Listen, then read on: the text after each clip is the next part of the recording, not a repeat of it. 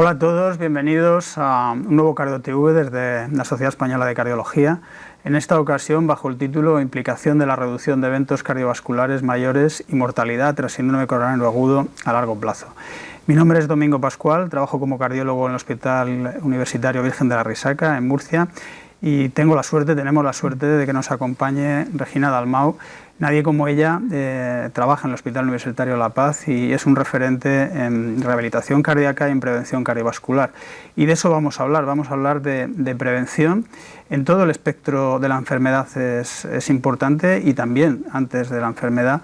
Pero bueno, el paciente en mayor riesgo es aquel que más se va a beneficiar de ese esfuerzo adicional, ¿no?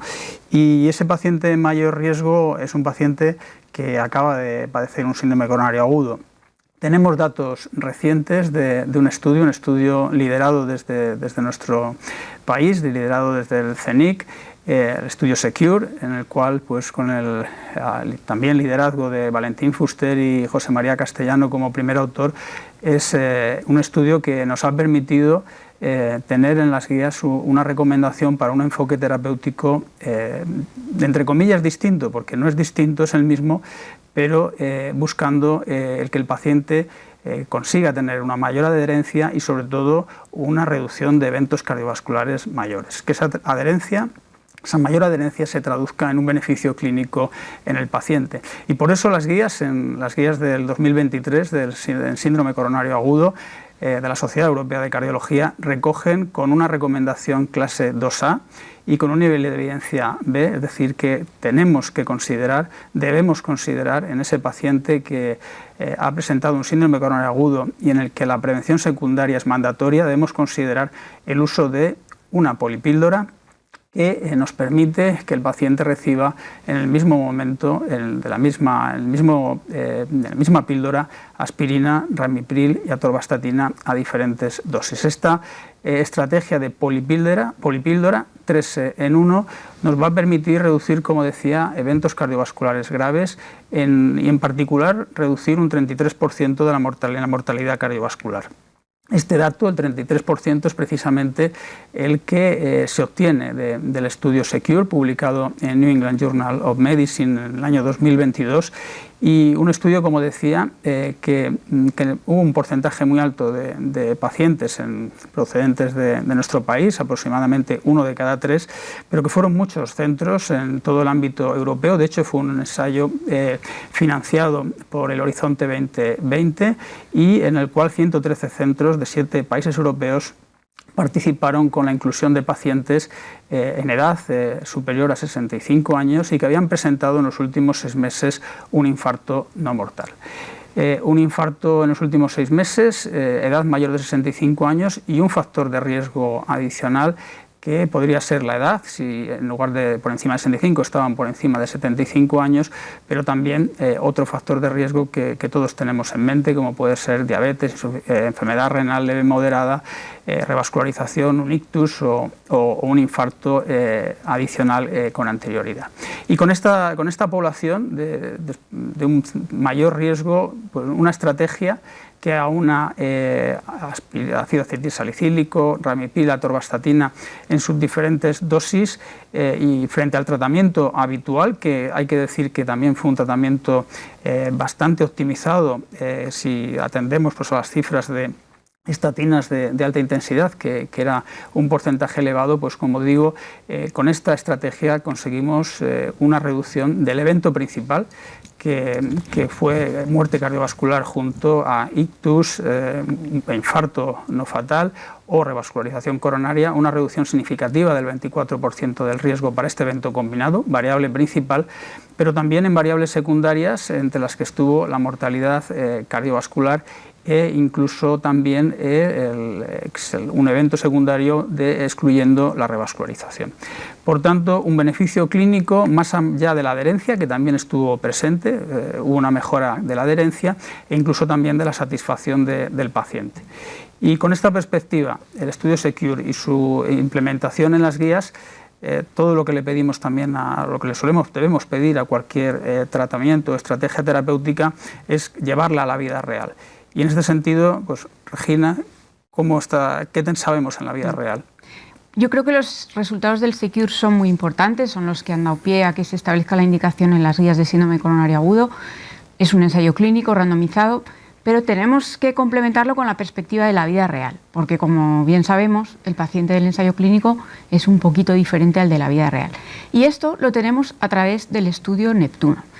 El estudio Neptuno es un estudio observacional retrospectivo que a través de una gran base de datos de historias clínicas de 7 áreas de salud, pues selecciona pacientes que han tenido un evento aterotrombótico, no solo cardiopatía isquémica, sino también pacientes con enfermedad vascular cerebral o arteriopatía periférica, y se hace un seguimiento de 2 años para recoger los eventos duros. Y esta población se divide en 4 cortes diferentes.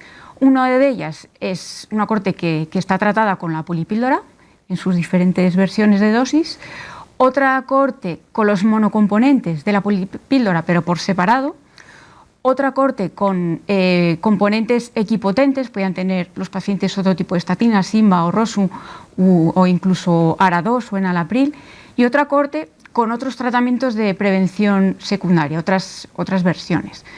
Para homogeneizar estas cortes se hace un propensity score matching y de tal forma que se extraen 4 cohortes que sean homogéneas de unos 1.600 pacientes cada una. Y lo que obtenemos en este estudio es, yo creo, muy bien alineado con los resultados del SECURE, porque lo que vemos es que las cohortes diferentes a la polipíldora, el riesgo de eventos mayores es más alto. En la corte de los monocomponentes por separado, un 22% más alto, en la de los equivalentes un 25% más alto y la de otros tratamientos un 27% más alto. O sea, un porcentaje mayor, significativamente mayor, de eventos recurrentes en estos pacientes. Con lo cual, como podemos observar, un estudio muy bien alineado con el SECURE, pero con datos de vida real. En este estudio también se analizó la persistencia del tratamiento, o sea, el tiempo que el paciente se mantenía bajo el tratamiento pautado, y esa persistencia fue mayor en el grupo de la polipíldora. A diferencia del SECURE, en este estudio de vida real sí que se ve que la polipíldora contribuye a un mejor control de los factores de riesgo, tanto del colesterol LDL como de la tensión arterial, y un menor uso de los recursos sanitarios, menores visitas a urgencia, menores ingresos, lo cual va a dar pie luego a ese análisis que permite evidenciar que esta estrategia de prevención secundaria es además costo efectiva. No solo reduce eventos, sino que además es costo efectiva. Con lo cual, por resaltar esta información, la polipíldora reduce los eventos recurrentes en estos pacientes que ya son pacientes que han tenido un evento y no son solo, como he dicho, pacientes con cardiopatía isquémica, sino cualquier otro escenario de patología aterosclerótica, y además es costo efectiva. Yo creo que otro dato muy importante es que quizá también por esta evidencia tan sólida y por la oportunidad que ofrece esta estrategia, no solo en nuestro entorno asistencial, sino en otros entornos, incluso en países con menor nivel de desarrollo, la OMS ha reconocido la polipíldora dentro de su lista de medicamentos esenciales en 2023. Creo que esto es un dato también interesante que debe también reforzar esta oportunidad de implementar este tipo de estrategia. Pues muchas gracias. Yo creo que lo tenemos todo, ¿no? Tenemos un ensayo clínico con un diseño pues, correcto y que nos permite tener una evidencia basada científica, y sobre eso tenemos los datos en vida real, tenemos la implementación en las guías, la recomendación en las guías, e incluso tenemos el reconocimiento por la OMS, ¿no? como una estrategia que debemos tener en cuenta desde el principio, ¿no? En ese sentido, ¿cómo plantearías tú ese llevarlo a la práctica clínica? Es decir, tenemos un paciente con síndrome coronario agudo o en prevención secundaria, porque tampoco tiene que estar en el hospital, ¿no? El paciente, de hecho, el SECURE eran 6 meses previos, ¿no? Pero es un paciente en prevención secundaria, yo creo. ¿Cómo crees que debemos enfocar esa aplicación a la práctica clínica? Bueno, yo creo que hay 2 enfoques posibles. Primero, el paciente perfil SECURE, que lo cierto es que podía ser el infarto en los 6 meses previos, pero la media eran 8 días de inclusión, o sea, bastante precozmente tras el infarto se introducía la polipíldora cardiovascular. Quizá esa sería una ventana de oportunidad, sabiendo que además podemos complementar el tratamiento hipolipemiante, pues añadiendo pues, ezetimiba, por ejemplo, o otros tratamientos si el paciente lo requiere. Pero también es cierto que tenemos muchos pacientes con síndrome coronario crónico en nuestras consultas, con problemas también pues a veces de adherencia y que en algún momento se olvidan un poco de la importancia de tomarse la medicación, en los que podemos introducir la polipíldora, no solo por mejorar su adherencia, sino sobre todo por mejorar su pronóstico cardiovascular, ¿no? Reducir sus eventos. O sea que yo creo que hay un espectro amplio de pacientes que se pueden beneficiar. Yo creo que tenemos muchos estudios que demuestran que la falta de adherencia, y que es algo que no se puede medir en puntos concretos del tiempo, porque eso es una pregunta subjetiva que se le hace al paciente. De hecho, el test de Morinsky pues, al final es la opinión del paciente, ¿no? Y en puntos concretos no transmite lo que ocurre en el continuo del tiempo, ¿no? Con lo cual yo creo que a veces, bueno, una barrera que puede ocurrir es el hecho del ajuste inicial de medicación, ¿no? Cuando el paciente tienes que ajustar dosis, sobre todo pues de ramipril o sobre todo también de la estatina, ¿no? En este punto yo creo que quizás al inicio nos puede costar, pero sí que deberíamos tener, como nos dicen las guías, ese enfoque a que en un momento dado el paciente debe pasar a una polipíldora, porque sobre todo en una situación como la actual de polifarmacia, donde el paciente recibe muchos tratamientos, no solo a nivel cardiovascular, sino también en otras patologías y más en edades, ¿no? En las que está presente la enfermedad cardiovascular. Yo creo que estamos, como tú muy bien dices, implementando una mejor adherencia, pero sobre todo dando una opción de mejor pronóstico y de que realmente esa prevención secundaria esté presente todos los días, ¿no? No cuando viene a la consulta ese día, sino todos los días, ¿no? Con lo cual yo creo que esto es relevante, ¿no? Y sobre eso, bueno, está claro que el estudio SECURE es en infarto, pero decir, cualquier situación de prevención secundaria yo creo que se beneficiaría de este enfoque, ¿no? Por lógica. De hecho, en el estudio de vida real lo vemos reflejado, que no solo el paciente con cardiopatía isquémica, es que, por ejemplo, el paciente con arteriopatía periférica, que tiene un riesgo que podemos llamar casi extremo, y que muchas veces a lo mejor no tiene un seguimiento tan estrecho de su perfil de riesgo, quizá pues también es un escenario ideal, ¿no?, para implementar la polipíldora. Si me ocurramos. Cualquier patología aterosclerótica. Sí, yo creo que además incluso tampoco estamos hablando, tú eres una súper especialista en prevención y tienes un grupo de pacientes ahí, siempre quizás un poco seleccionados, pero tampoco tiene que ser una perspectiva del cardiólogo, sino que este mensaje yo creo que también los cardiólogos debemos ser capaces de transmitirlo al resto de especialidades que también ven estos pacientes, y especialmente atención primaria, ¿no?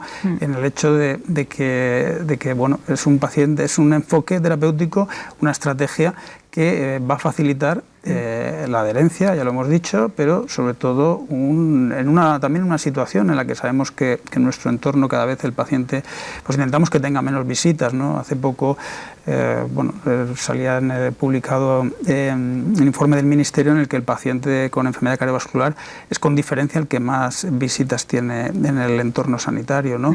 Pero en una de esas visitas tenemos que aprovechar para dar ese cambio que facilite un mejor pronóstico. Sí, estamos hablando de pacientes que enseguida pasan al escenario de paciente crónico, o sea que su tratamiento en principio es de por vida. Y yo creo que es importante también ofrecerles una oportunidad de simplificar esa pauta, a la vez que les estamos ofreciendo una mejora de su pronóstico, que a lo mejor es menos tangible para el paciente, pero que es real, o sea, está demostrado. Y ya para terminar, hemos hablado del enfoque del cardiotiubes hacia después de un síndrome coronario agudo, pero ¿tú crees que en prevención primaria tendríamos, es decir, sin un evento todavía agudo, tendría un papel este enfoque terapéutico? Yo creo que habría que seleccionar qué pacientes de prevención primaria, ¿no? Pues ya sabemos que con la aspirina pues siempre hay mucho debate en pacientes en prevención primaria. Quizás sería un poco lo más discutible, ¿no? Porque tanto el IECA como la estatina yo creo que tienen una evidencia tan sólida pero quizá el encaje costaría más en ese sentido, ¿no? De establecer qué perfil de paciente también tener en mente su riesgo hemorrágico. Efectivamente, sí, bueno, yo creo que el mensaje es claro, ¿no? Y como dice en las guías, debe considerarse en todo momento en esa prevención secundaria, bueno, como una recomendación de clase 2A y también apoyada por la OMS. Bueno, pues muchas gracias. Yo creo que el mensaje es bastante claro y la evidencia también lo es, con lo cual, pues bueno, muchas gracias por vuestra asistencia y os emplazamos al próximo Cardio TV. Muchas gracias, Domingo.